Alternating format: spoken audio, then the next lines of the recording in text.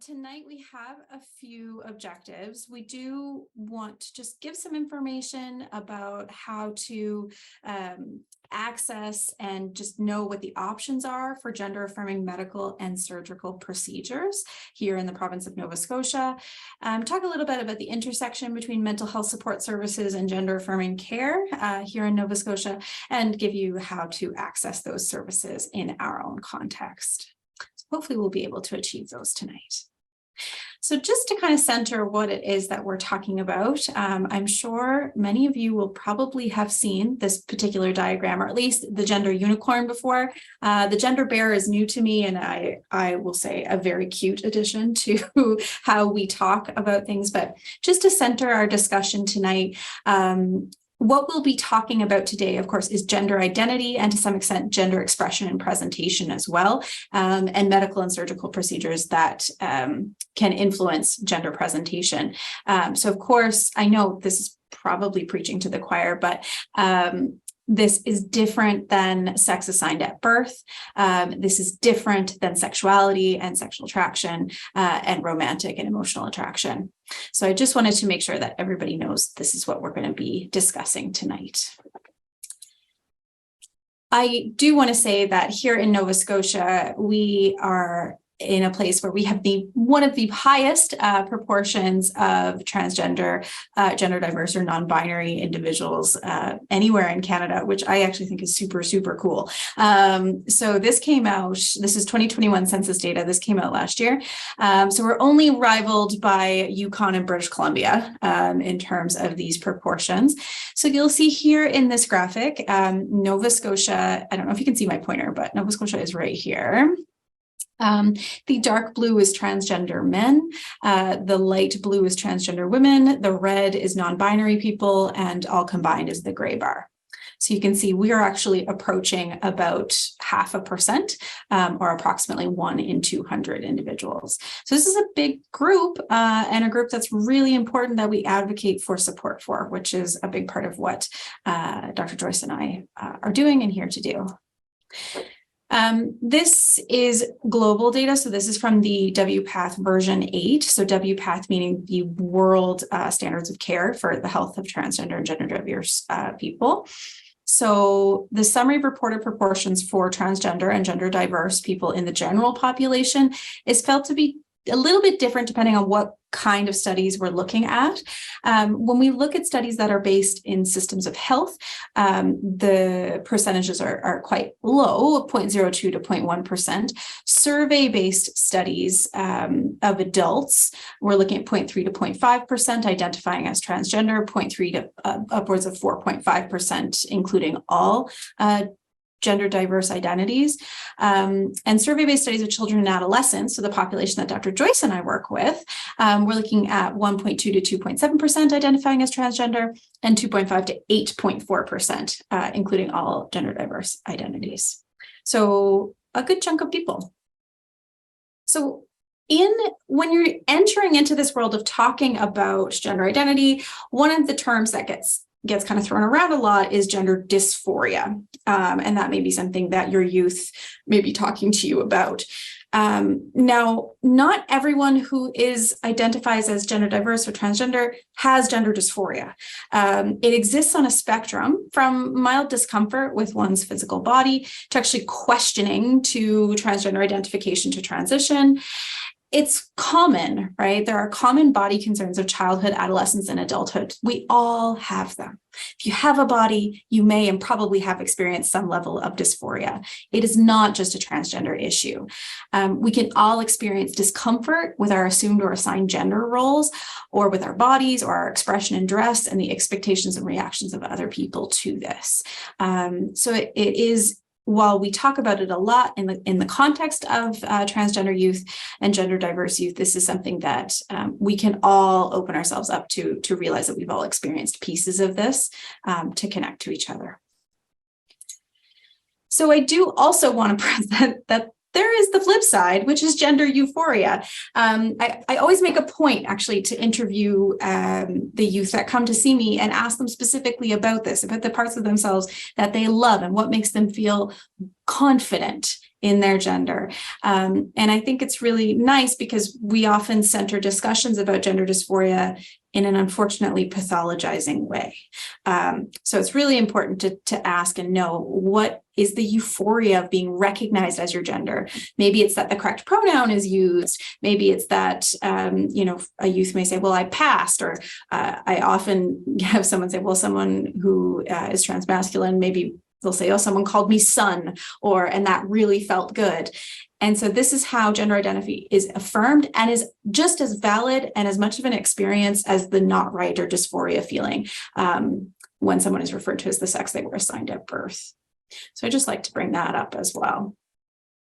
So gender, again, I'm sure everybody here is well aware of this, but it's pervasive and most cisgender people don't think about it. And I think a really insightful person once said to me, it's like thinking about your eyeball or your liver. You don't think about those things until they bother you, until you get something stuck in your eye, or until your liver stops working. And so it's a social construct, which means that we all have to really check our biases constantly. I'm always working, it's a work in progress all the time. But it's unique as gender is something that has some biological underpinnings because it is involved with hormones and how we express our secondary sexual characteristics. And so because of that, it ends up being centered into medical systems. So some tension develops here sometimes, but hopefully this is where Dr. Joyce and I are trying to make things a little bit better. So Dr. Joyce is going to talk about the process of assessment, but when we talk about assessment, I just want to mention that we're talking about what is referred to as readiness assessments. Okay. And I will say that one of my first lines to any person who comes to me for a readiness assessment is, you don't have to prove anything to me. This is not a roller coaster ride. You don't have to be this trans in order to get hormones, right? So we talk about assessment, but it means very specific things to us. And Dr. Joyce is going to expand a little bit more on this. Thanks, Celia. Dr. Robichaud. That's okay, Anne-Marie. So just this fall, our new version of the Standards of Care for the Health of Transgender and Gender Diverse People came out, version 8. And anybody who is interested in reading a very long, very excellent, and very detailed document can download it for free on their website. One of the things that I want to get across when we're talking about this assessment is how much training and oversight goes into these assessments. So getting certified as a WPATH clinician involves 30 hours of coursework. You have to do an online examination. And we're lucky enough here in Nova Scotia that we actually do WPATH training most years and provide it to people from across Canada. And we've had lots and lots of clinicians go through our training. And we're really proud of that because we want to spread this knowledge and get more people helping this population. Next slide, please. So just to give you an idea, here are all the things we have to do to be competent. And it's a lot. So rather than have you read this fine print, next slide, please. Going to give you a quick overview. So everybody who does these assessments have to be a licensed professional, which means they have a master's, a PhD, an MD, and they're trained in all of the following. So mental health for adolescents and kids, gender identity development, gender diversity, either training in autism, like Dr. Robichaud and I have, or collaborate with someone who does. And all of us have been trained in how to assess capacity to consent, which is an important part of the process. We are all also trained and constantly encourage each other that we go into these assessments without any particular predisposing belief about what the outcome should be, and instead are trying to be respectful, open, and collaborative with the families in front of us. Part of the assessment involves providing education. We also support exploration, and if people need more time, absolutely great, and we'll help connect them with people who can help them explore. We also work to promote acceptance, both by families, but also by larger systems. And I just really want to highlight that conversion therapy, or any type of therapy that tries to change somebody's gender or sexual orientation is illegal and unethical, and we do not provide it here. Again, lots of fine print. So I'm just going to hop to the next slide. So how do we know what are the requirements for gender affirming medical care? So some places you need a diagnosis to access care, and Nova Scotia is one of those places because MSI requires a diagnosis. And what we're looking for is that the gender diversity is marked and it's been sustained over time. So it's not this week. This is something this person has known for a while. They also have to be able to consent or to have a caregiver who can work with them through the consent process. If they have mental health concerns, that's okay.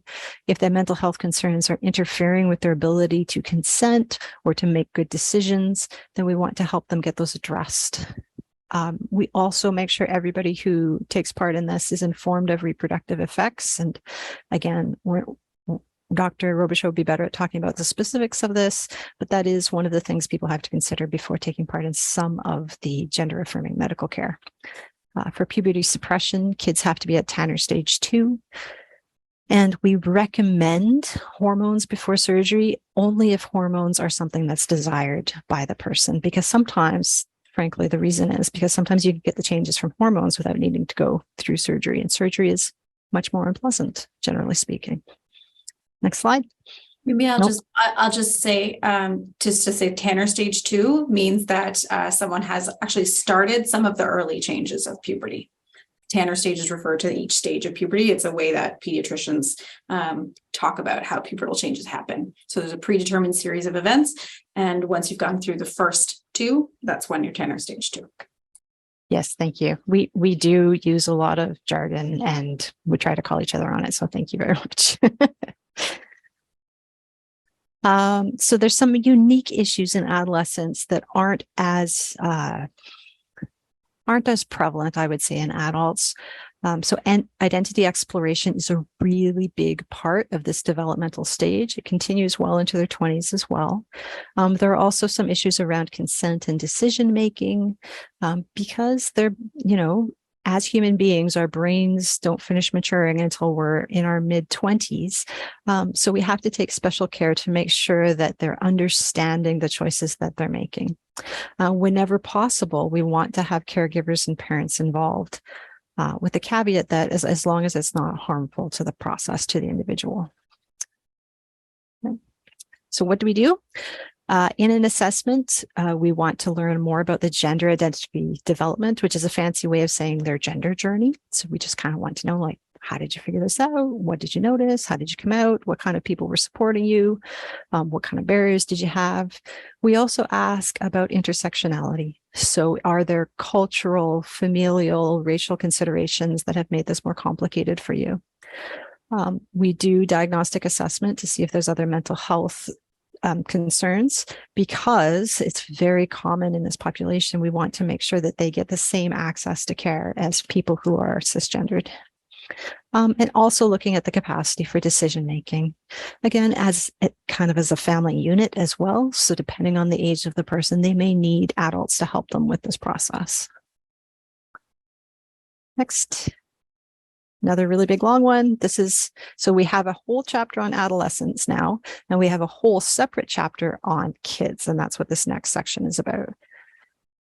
So all the same things that we had for adolescents, still true.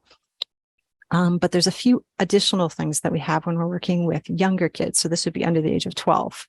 So we want to have information from multiple sources to think about their developmental stage, mental health supports. That's kind of true for both. But we also want to make sure that they have the information they need before puberty, because a lot of changes happen during puberty that can have pretty big impacts on this population. We also want to make sure we talk a lot about social transition. What are the benefits of different kinds of social transition? What are the risks? Again, it's not our job to make decisions for people or to lead them toward any particular decision. It's our job to provide the information and help them work through it to figure out what they want to do. And we also do a lot of collaboration with other systems, for example, schools. And I'm happy to say my interactions with HRCE has been really good in terms of them being supportive of our kids. It makes me very happy. Your turn. All right. So just to overview what gender development typically looks like is that, it starts really young. So kids first start to think about gender between 2 to 5 years. So it's usually around 2 or 3 that a kid starts to realize what their gender may be. At that point, they're often quite happy with their interests and what's going on. But some are really clear about expressions of interests, and others are just more compliant to what the predominant ideas in their family and social cues are telling them.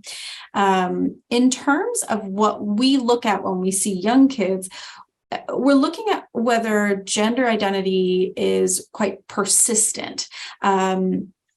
And so when a child gets quite distressed when, forced to identify a way that they don't feel is correct, it can cause quite a bit of distress. And that is something that can indicate that this will persist.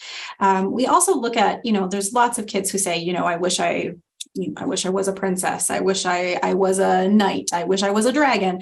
There's a lot of things that kids will say, but we have a subset of kids that will start to say, really, no, I am this. Or in kids, who are starting to identify as non-binary, maybe really distressed at all the gym classes and places where they need to line up, boys over here, girls over here. It's like, where did the other kids go? And so this can be really, really stressful. And those who kind of state like, no, this is not me, or this is me, in research so far, the ones that kind of do tend to persist in that gender diverse identity over time. And then as kids age, so 2 to 5 is a really, really interesting time, learning lots of things happen. 5 to 12 is generally pretty lame. Nothing really happens developmentally for a lot of these kids. But when we get to puberty, and it says 10 to 12, but can be as young as 8 in some kids, gender identity will go through a really massive change in development. There may be some acute sort of discomfort with puberty. If this really comes on quite acutely and strong during puberty, that is another factor that has come out in the research and literature as something that is likely to persist over time. There are some children who will go through a period of, I think Dr. Zink calls it coming in before coming out, which is that they'll go through a period of really strongly trying to identify as the sex assigned at birth, and then before ultimately realizing that doesn't suit them. During the early stages of puberty, as Dr. Joyce mentioned, when someone is at Tanner stage 2, that may be when medical intervention starts to be appropriate, and we'll talk about puberty blockers and what that looks like. So there are lots of things that happen. And so a lot of kids do come to our services around these ages. And then through adolescence is a really, really rich time of developing identity. And this says 13 to 17, but the frontal lobe isn't fully mature until you're 25 anyway. So I actually would extend this quite a bit further. And so the things that some teens have said to me that have really stuck is that, I had one transgender teen say, I feel like I'm a bird inside an egg and my shell doesn't fit anymore. Just kind of bursting to come out and become who they want to be. And another talked about experiencing gender dysphoria was initially like having a spider in their room, and I couldn't stop thinking about it, and it was scary at first. And now my gender is like one of my lamps. I pay attention to it when I need to, but it's not scary. And so adolescence is a time of kind of navigating all of these really rich waters. And this is the time when kids do often start things like hormones and start thinking about surgery. So, Amory, were you going to talk about this part? I think you were. I totally was, and I totally passed it over early. Sorry about that. So when we're thinking about gender dysphoria in kids, there are diagnostic criteria that we use. They're not great. They need to be updated. But to give you an overview, we're again looking there's a difference between the gender that they experience or express and the gender assigned at birth. And the criteria we use right now is 6 months. Usually it's longer than that by the time they get to us.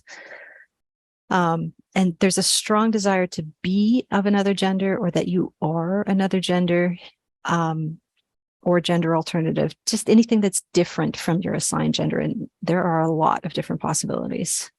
So some kids will also have a strong preference or a desire to play, like when they through play, or for example, online through avatars, they'll explore roles in different kinds of genders. Or they might just have a really hard time, like Dr. Robichaud was saying, being categorized by gender. Like it just doesn't fit. It doesn't seem to be right. Some kids have a strong dislike of one's sexual anatomy, but that's absolutely not required to have gender dysphoria. There's some kids who really like their genitals and are still trans. They still identify as trans. But the converse is what we more often see, is that there's particular sex characteristics that they really want to have that would help match their gender better. Or they just don't want to have secondary sex characteristics. For example, a lot of the non-binary kids that we work with, they really kind of want none of them, because none of them really fit who they are. Do you have something to add there, Celia? Oh, okay. Similarly, in adolescents and adults, a lot of the same criteria. Sometimes we see this desire to get rid of primary or secondary sex characteristics, such as people who identify as female, really not liking facial hair or body hair. And some people want to prevent the development. So again, this is where we're talking about puberty suppression to prevent certain developments. Or we work with a lot of trans boys who want to get rid of their menstrual cycle because it's a constant reminder every month. That's very, very distressing. This is your real turn. This is actually where I'm supposed to pass it over. Yeah. So I'm going to get into talking about medical and surgical transition options. And so there is a menu of options. It is a buffet. And I will just say that there is no one right way to exist. And so every person, it's about trying to figure out from an informed consent model, what is going to fit your particular gender expression goals? What's going to fit what you want for yourself and how you feel? So there's I think there is some misconception out there that if you're going to be, for instance, a trans woman, that you need to have XYZ surgical enhancements done. And if you don't have that, well, then you're not a woman and you won't pass. And that's not where we're coming from. This is a menu of both medical, hormone-based, and surgical options. And what fits each person is vastly different. So when we do an assessment, the primary reason that a hormone or surgical readiness assessment is needed to be done is because there needs to be a letter. And the letter will kind of summarize the assessment and is something that person then brings to the endocrinologist or the surgeon to sort of say, like, I've had this assessment done and I'm all good for hormone therapy. So the required elements of a hormone referral letter, I put this up here, not because I think you're going to be writing them, but because I think it's really important to know why the person you're talking to is asking what they need to ask. And it's really just because this is the information we have to get. So it really summarizes, just the identifying information, the hormone treatment that's desired, and basically that the person does not have any health or psychiatric contraindication to their ability to undergo whatever treatment that they're looking for. And providing a bit of a history and description of, I know that it says gender dysphoria there. Dr. Joyce and I are aware that this is not always the case. You don't have to be dysphoric to be able to access medical and surgical transition, but this is just the way that we need to phrase things diagnostically to be able for the government, basically. We do make mention of comorbid mental health and substance use disorders because there are implications on this for the person accessing medical and surgical transitions. And then just that there is an ongoing care plan, which may or may not include the family for some youth, depending on their situation, and if there's going to be ongoing follow-up. So in terms of what, as a physician, what do I have to do? No treatment is not a neutral option, and it doesn't meet the standard of practice. Okay. We're really wanting to make sure that if someone is looking for gender affirming treatment, that we're doing what we need to do to either work with whatever's standing in the way, and help them access this care. Because as was said at the beginning of the presentation, right, like this is life-saving and key medical care. So we want to make sure it happens. So wait times, we know, are the riskiest time for increased distress and potential self-harm. We're aware of this, and we also know we are perpetuators of this sometimes because in our system, our wait times are horrendous. We're aware. But we've worked really, really hard, Dr. Joyce, myself, and the rest of the team, to make sure that our wait times have gone down. And I think Dr. Joyce, you can correct me, but I think we've cut our wait list by more than half, about 2/3. Way more. So our wait time used to be 18 months and it's now 3. So we've tried really hard to streamline care, because this is what is coming out in the literature, is that wait times are when people are at the most risk of distress. So the gender assessment and the informed consent are really meant to be repeated by each person that gets seen. So that's usually myself or another psychologist or psychiatrist here. And then the person who's actually prescribing the hormones or doing the surgery redoes that informed consent. But I do the first one because I think it's really important that, especially with youth, that they have lots of time to ask questions, be able to understand the information, and have, I think I have a bit more lenience in my office for longer appointments than maybe a surgeon does. So we do have a lot more time to kind of discuss informed consent, but we don't delay care. So, because I'm fully aware that this can be a flaming hoop people need to jump through sometimes. So it's an opportunity for informed consent, but not in terms of delaying care. So the first step in medical transition processes is often puberty blocking. So this is what is colloquially referred to as blockers, but what is actually more medically correct is to say puberty suppression.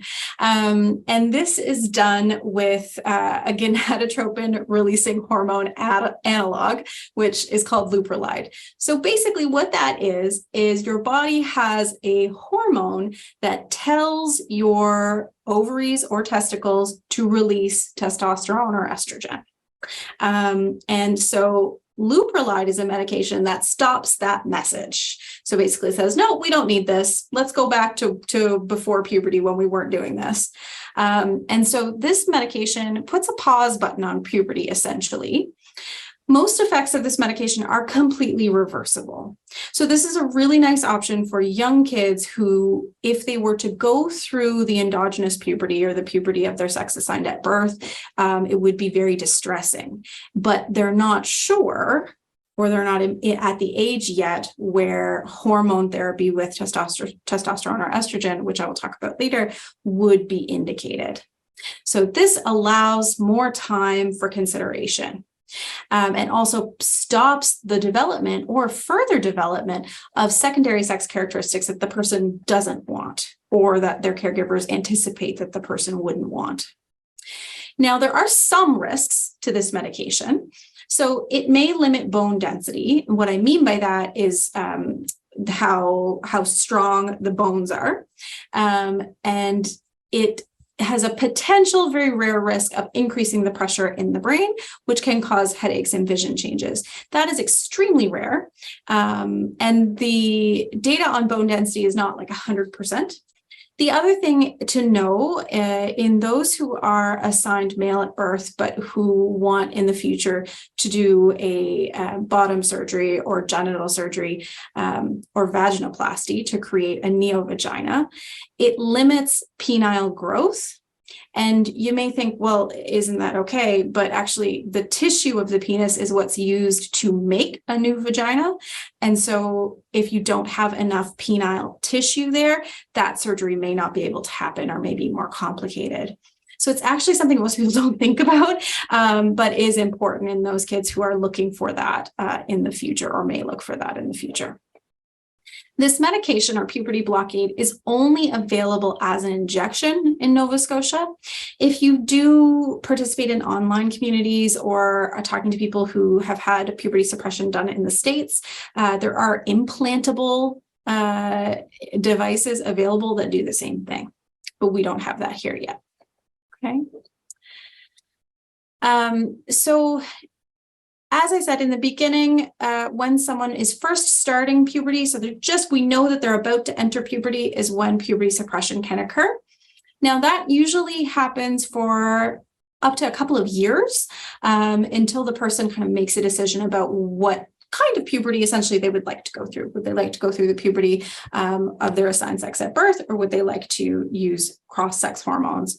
So if someone does decide that they would like to do masculinizing therapy, and again, there are lots of non-binary or agender folk who do decide that they want to do masculinizing or feminizing therapy. So this is not purely a trans thing that happens. So when it comes to masculinizing therapy, what I'm talking about is the addition of extra testosterone. So something to note is that everyone has estrogen and testosterone, no matter what sex you were assigned at birth. Everybody's got both of those things. And so when we do go through puberty, you're adding extra of one or the other to induce the secondary sex characteristics traditionally associated with masculine or feminine. So with testosterone, you're adding extra testosterone to induce masculine secondary sex characteristics. So the most common way that this happens is with injections. So this is a medicine that is injected into the muscle, usually every 2 weeks or every 1 week. People can be trained to self-inject this medicine. So it can be done without needing to go to a physician's office, though plenty of people do go to physicians' offices to get it done, or pharmacies. I think Boyd's Pharmacy downtown in Halifax will do this. So if you're kind of thinking, oh, my youth absolutely hates needles and won't go anywhere near needles, and does that mean they can't get testosterone? So it is available actually as a gel. And what that means is it's a gel that you sort of use one pump, depending on what the dose of the testosterone is. You rub it on bare skin and allow it to absorb. It's a little trickier to manage. Dose-wise, a little trickier to manage, as you have to be careful that it only goes on you and not goes on other people that maybe don't want extra testosterone. When you are taking testosterone to induce those secondary sex characteristics, you may or may not need extra support to help stop menstrual periods or menstrual suppression. Because as Dr. Joyce said in the beginning, menstrual periods can be quite dysphoric for kids, right? So usually that's done either because someone's already on Lupron or Leuprolide. That's the puberty suppressor I was talking about. Can also be done with oral contraceptive pill. Another key thing to note is that testosterone is not birth control, right? So if you do engage in sexual activity that could make you become pregnant and you don't want to be, you still need to use contraception, even though you are taking testosterone. Sometimes that's Depo-Provera, which is an injectable implant oral contraceptive, or an intrauterine device, so an IUD. So when we talk about testosterone, the most important thing is to know, what does it do? So this is straight from Rainbow Health Ontario. Rainbow Health Ontario has a wonderful website that has tons of information about surgery and hormones. And so these graphics are from there. And if you go see them on the website, you can actually scan through them and little things pop up. So I'll go through this roughly, and then if there's questions later, we can definitely answer them. The most important thing to note here is the time course. So testosterone is not something that acts immediately, but that's the same when you think about puberty, right? Puberty doesn't happen overnight. So it takes up to 5 years to reach the full effect of masculinizing hormone therapy. Some things do happen or start to happen fairly quickly. And some things are quite variable. So the first thing that I always point out to people is this time course. The second is reversibility. Some of the effects of testosterone are completely reversible, meaning that if you stopped taking testosterone, those effects would go away. Some things are completely irreversible, meaning whatever change you experienced on testosterone, if you stopped testosterone, those would still be there. And if you wanted to get rid of those changes, you would need to go through other procedures to have that done. Some are variable, which means that it really just depends on the person. The first one here is skin oiliness or acne. So not necessarily a desirable thing for most people, but it can happen. This is completely reversible and is something that does usually happen quite quickly. The second is the deepened voice. So whatever voice deepening does occur on testosterone, that is irreversible. And typically reaches its max after a couple of years. Body fat redistribution, what that means is changing from a stereotypically feminine fat distribution to a stereotypically masculine fat distribution. So going from what would be like an hourglass shape or more fat in the chest and hips to a more squared shape, meaning fat more in the arms, legs, and middle. Increased muscle mass and strength occurs. This is reversible. But I do just always like to point out, testosterone does not turn you into the Hulk. It does not happen overnight. If you do want increased muscle mass, you do have to go to the gym. And one of the main things to know as well is that for testosterone to do these things, your body needs fuel. Your body needs protein to build muscle. So any of the changes, and with feminizing changes, your body needs fat. There's all kinds of things that mean your body needs fuel. So one of the most important things that you can do for your loved one is to make sure that their nutrition is well supported. Because this is something that a lot of people, unfortunately, there's a big intersection sometimes between eating disorders and trying to change what one's body looks like for gender reasons. And so I do just want to point out that nutrition is something that's very, very important to help a youth achieve what they're looking for with masculinizing and feminizing hormones. Hair is a tricky one. So anything that happens with hair is irreversible. So if hair falls out of somewhere, it's never coming back. If hair grows out of somewhere, you'll have to shave it to get rid of it. The other thing is that if you do have scalp hair loss is interestingly something that most kids are quite nervous about and ask me a lot about. It comes up a lot. And what I will say, it's not automatic. It's not that you take testosterone and you automatically go bald.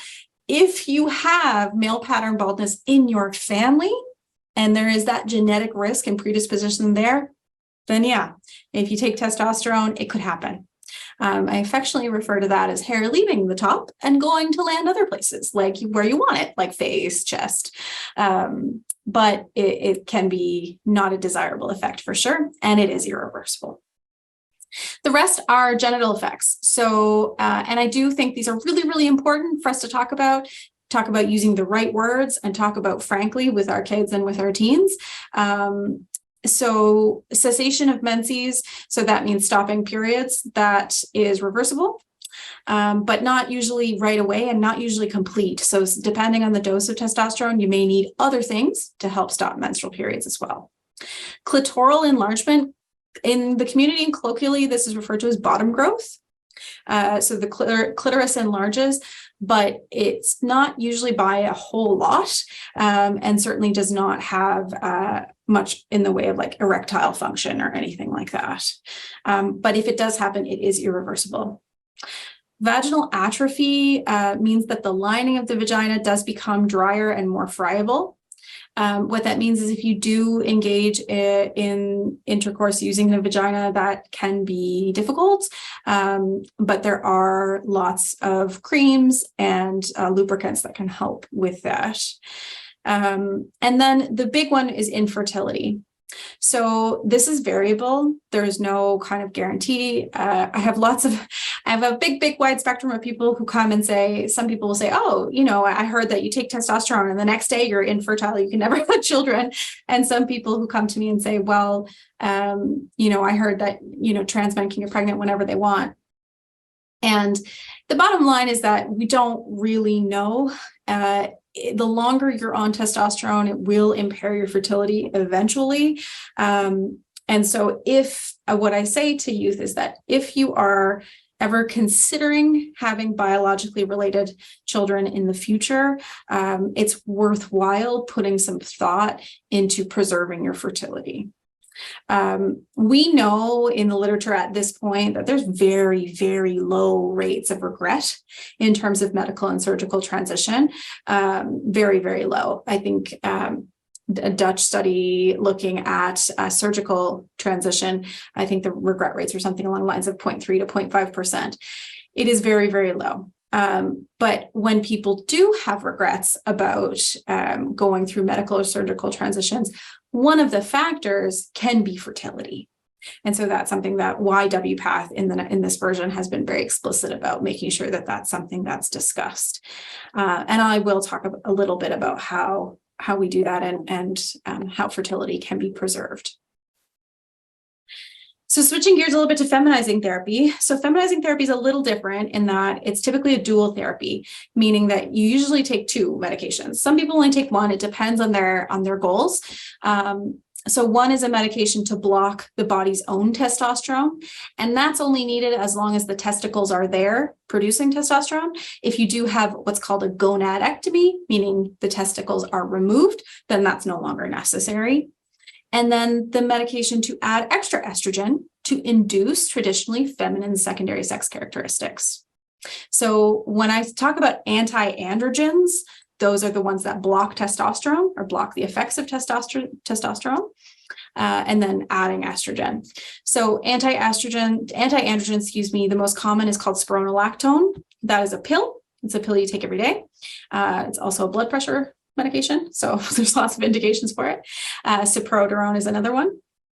In terms of estrogen, the most common is called estrase, and the most common is just a pill. It's also available in a patch, a gel, or an injection, but I will say the most common by far is a tablet. This is a very similar table, but for feminizing hormones. Again, this is from Rainbow Health Ontario. I strongly recommend this website for everybody. So going through what the effects are of feminizing hormones. So it's a bit of the opposite of what you can expect from testosterone. So softening of the skin and decreased oiliness and reduced acne, that is reversible. And again, I'll point you to the time course, which is up to 5 years for maximum effects and a variable rate of reversible versus non-reversibility here. Body fat redistribution, so I spoke about that earlier. So that's going to more fat in the chest and hips area. Decreased muscle mass and strength, which I think is unfair, but there you go. Also, thinned or slowed growth of body and facial hair. Doesn't get rid of hair altogether. Body hair is not going to fall out, but it can definitely lessen a little bit, but typically still needs, if someone wants to get rid of it, still need other procedures there. So it does actually stop scalp hair loss. So this again is one of the ones that's people come and ask about a whole lot. One of the kind of most talked about pieces is breast growth. So whatever breast growth occurs on feminizing hormones, that is irreversible. So that will not go away without surgical intervention. In terms of the genital effects, again, we're looking at decreased testicular volume or testicle shrinkage, decreased libido. That is variable, but certainly can happen. Decreased spontaneous erections, so actually decreased erectile function overall, decreased sperm production. So all of that is variable and different from person to person. Similar to the conversation I was having earlier about fertility, it's the same. So it's not that the minute you take feminizing hormones, you are no longer fertile, but it is the longer you take them, difficulties with sperm motility can happen. So it is important that if fertility, having biologically related children is important to your youth, that you discuss preserving fertility if possible. So in terms of fertility preservation options, currently in Nova Scotia, this is not great. I will put it out there. It's not great.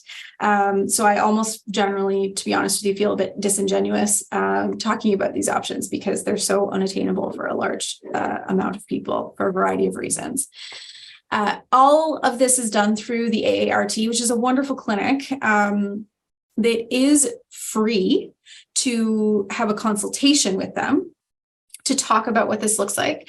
That is recently now covered by MSI. So with a doctor's referral, it is free to see AART.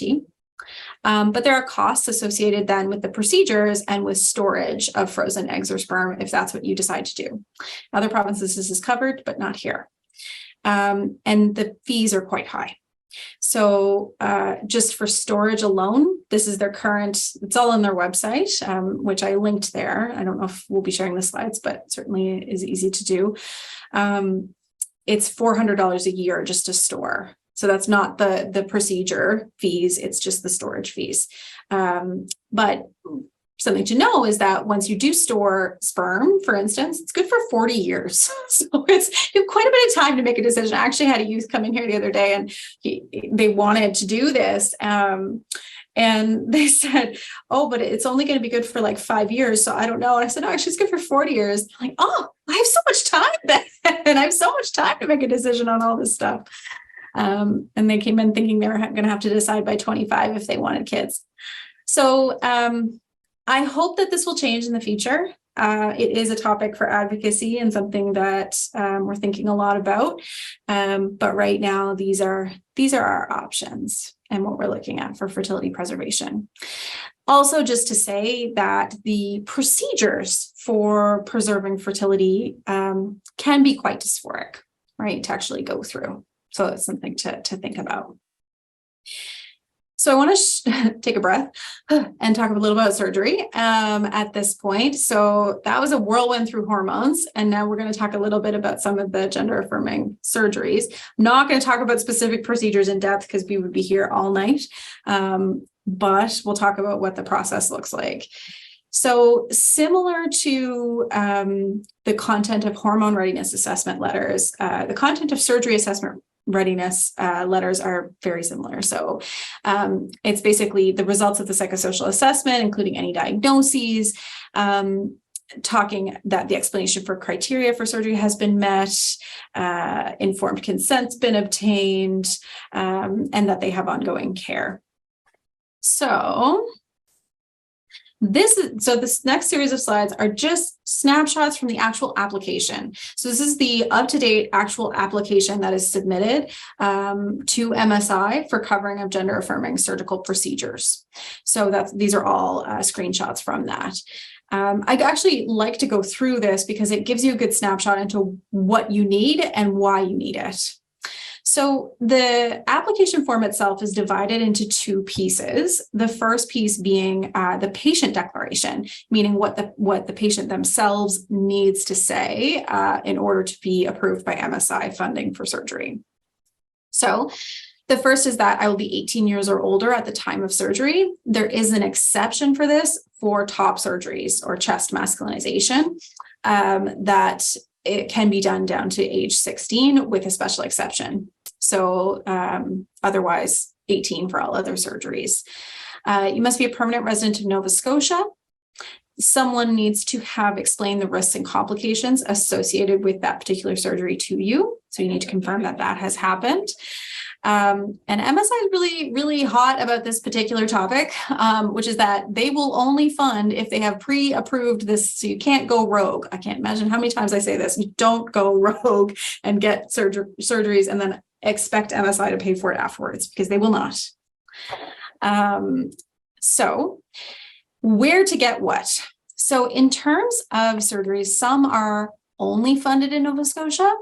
Some are funded in Nova Scotia or in Montreal. Some are only funded in Montreal. So it's important to know because it has an implication to what it actually looks like to go get these surgeries. So in Nova Scotia, hysterectomy or oophorectomy, this is removal of the uterus, is hysterectomy, and removal of the ovaries, that's oophorectomy. So that's only available in Nova Scotia. And the reasons for that is that this is a very common procedure that many different obstetricians and gynecologists perform. So that is only available here. There are a few surgeries that are available both in Nova Scotia and at the GRS clinic in Montreal. The GRS clinic in Montreal has a lovely website with a lot of information on it.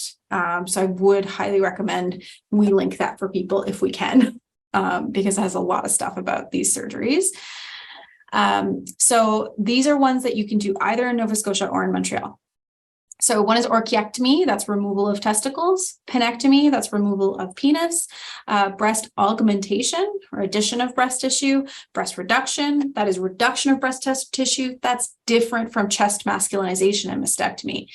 Chest masculinization and mastectomy is complete removal of the breast tissue to create a stereotypically masculine appearing chest.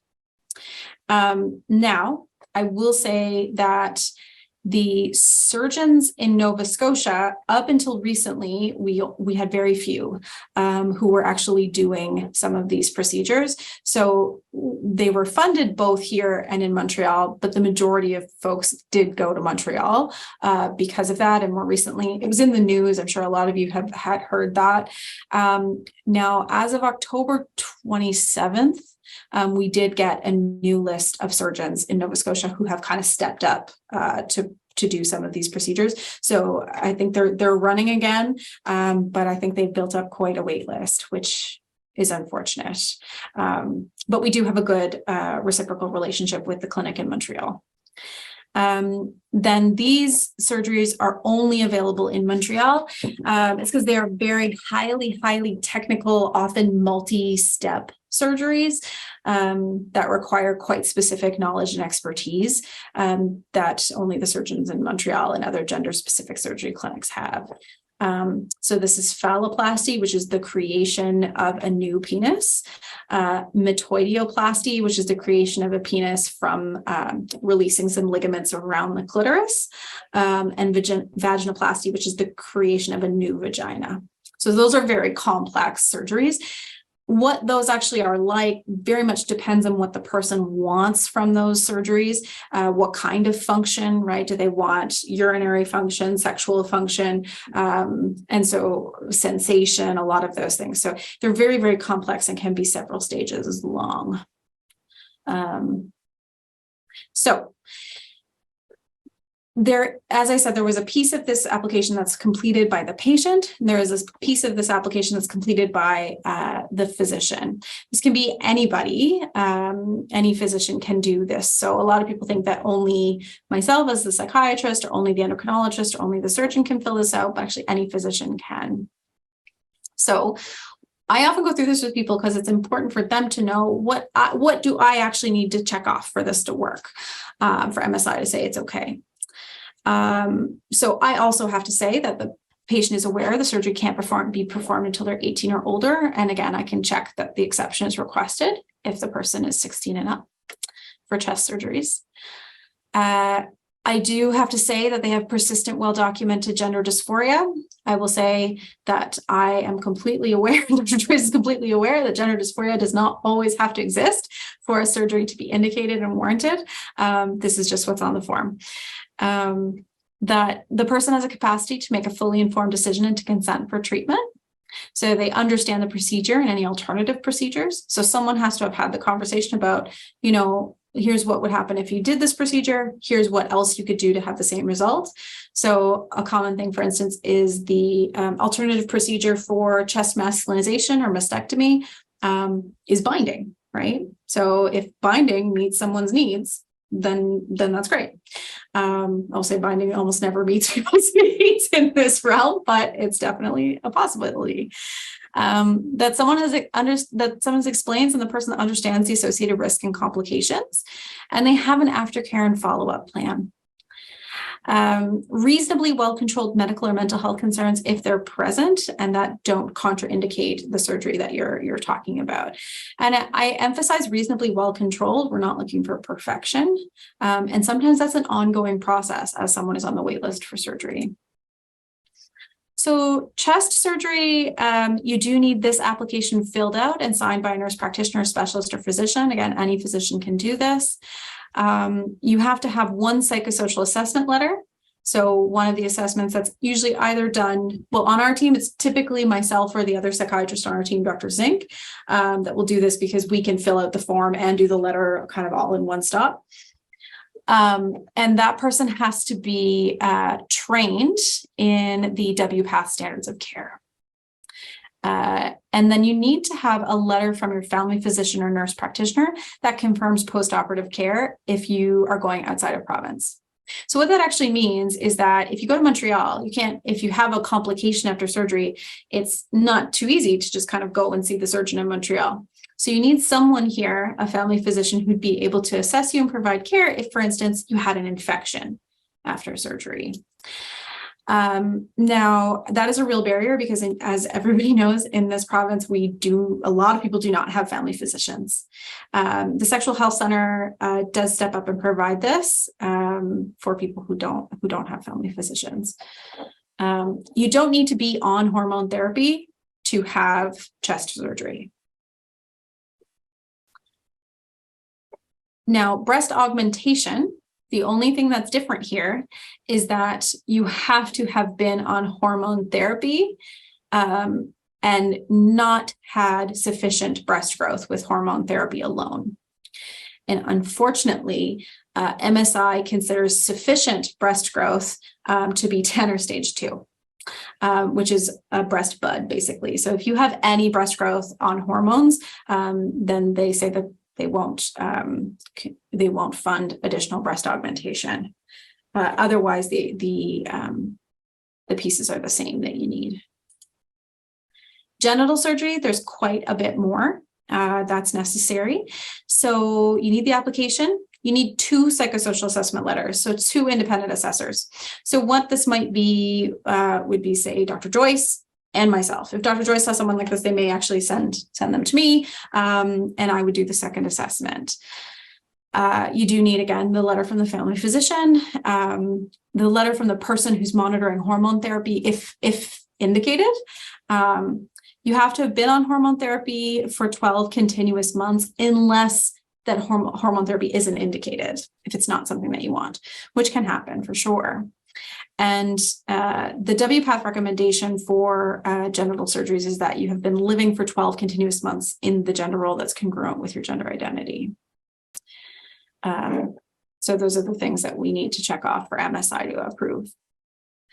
So I'll hand it over to Dr. Joyce to talk about how to access our services. I recognize that was very, very fast, and we talked about a lot of things. So I'll be happy to answer questions at the end. Just on that last point of being on hormones for 12 months, it's no longer in SOC 8. It was only in the version 7. Now they recommend that you're on hormones for 12 months, but it's not required. According to WPATH, according to Nova Scotia, it still is, so it doesn't really matter. Anyway, accessing readiness assessments. So we have nowadays, which is wonderful, one phone number for the entire province, no matter what age you are, if you want to access mental health and addictions. And as Dr. Robichaud said, unfortunately, right now, these assessments are done by people in mental health and addictions, even though this is not a mental health and addictions issue. That's the way our system currently works. There are some private practitioners who do these assessments. And of course, as mentioned, the Halifax Sexual Health Center does. Yes, thank you, Shauna. Sexual Health Nova Scotia has listings for all the different centers that do these. Next slide, please. So now I'm going to talk about mental health. As I just said, being gender diverse is not a mental illness. It is a minority status, and that means all of the things that go along with being a minority are true for these folks as well.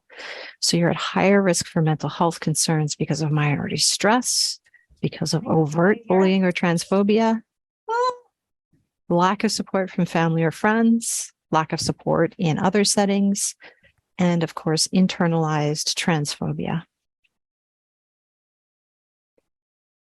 Now, not every person who's gender diverse needs mental health care. In fact, I'd say the majority of people who are gender diverse do not need mental health care. But we do assess mental health as a standard part of working with anybody who we'd consider at risk, children and youth. And it's important that any supports put in place have to be timely and have to be gender affirming. We really don't want mental health services to be the thing that is transphobic.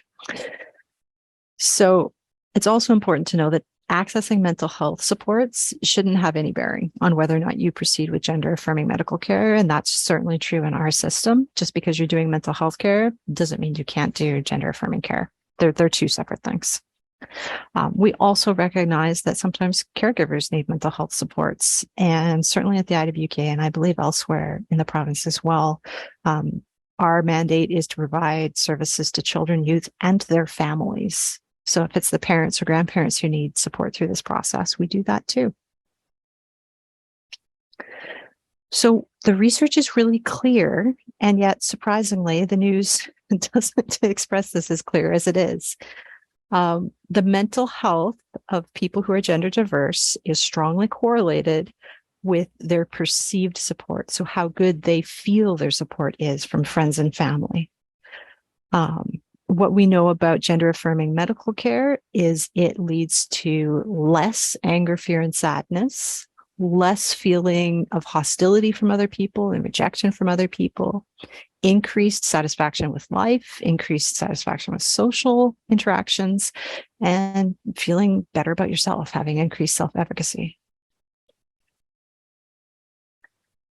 So here in Nova Scotia, again, one number if you need to access mental health supports. We also have a crisis line which covers the entire province as well. I made those numbers nice and big for you. I also want to highlight the IWK has a partnership with the Kids Help Phone, which isn't the Kids Help Phone of our youth, which was just a phone number that you could call and it was on the radio all the time. They now have an interactive website. They still have the phone number. They also have a texting service, an app that can be downloaded. And on their websites, they have lots of good articles. For example, what are personal pronouns and why are they important? Next slide, please. So we wanted to end because we guessed that many of the people coming tonight would be caregivers, to say that this process is a long one and it can be a hard one. So it's important to take care of yourself and take care of your loved ones. And here's some tips. First of all, keep copies of everything. You would think that our health system would be great at communicating between different services, and it's not. Even within the IWK, I have had to hunt down my letters that I spent so long writing to find out why they didn't get to the endocrinologist. So I always encourage families to keep their own copies of everything. And don't be afraid to ask questions. That's the whole point. You're supposed to have informed consent, meaning that you know the answer to all the things that you want to know. And if you're anything like me, you're going to forget the questions the moment you walk into the doctor's office. So always write them down ahead of time and bring them with you so that you remember what you wanted to ask. It's also really important to prioritize your physical health. So think about nutrition, sleep, using substances wisely. I will just pop in and say there, sorry, that the reason I put substances is one of the major drivers of any of the medical risks associated with hormones or surgery are mitigated by smoking. Yeah. So that's why we put that in there. Yeah. So try to stop smoking if you smoke. It's also really good to engage with other people who are going through the same process or have gone through the process. And this is the time where I give a shout out to the Youth Project here in the HRM, because they have a couple of wonderful groups. They have a group for kids called Transformers. So that's more like teens. They have a group for younger kids called Gender Diverse Kids. I can't remember what it's called. They've changed the name a couple of times. And they also have a group for parents. So you can meet other parents who have gone or are going through this process. And bring a support person. Even in the height of COVID, you were still allowed to bring a support person with you. So do that. And your support person doesn't have to be a family member. It can be a friend. It's whoever would be supportive to you. And unfortunately, our entire system revolves around MSI and your MSI card being up to date. So especially if you go through the process of getting your legal name changed or your gender marker changed. Make sure you also contact MSI because, again, they don't talk to each other. They won't update MSI when you update it through Access Nova Scotia. I think that's the end of that one. Yeah, so the only reference that we put in, because we didn't want to bore you with the many, many references we could have put in, is this standards of care that we follow through WPATH. So there's a link there that you can click on when we send you the notes. And that is the end of our talking part. And now we'd like to invite you to ask questions. And stop recording, please.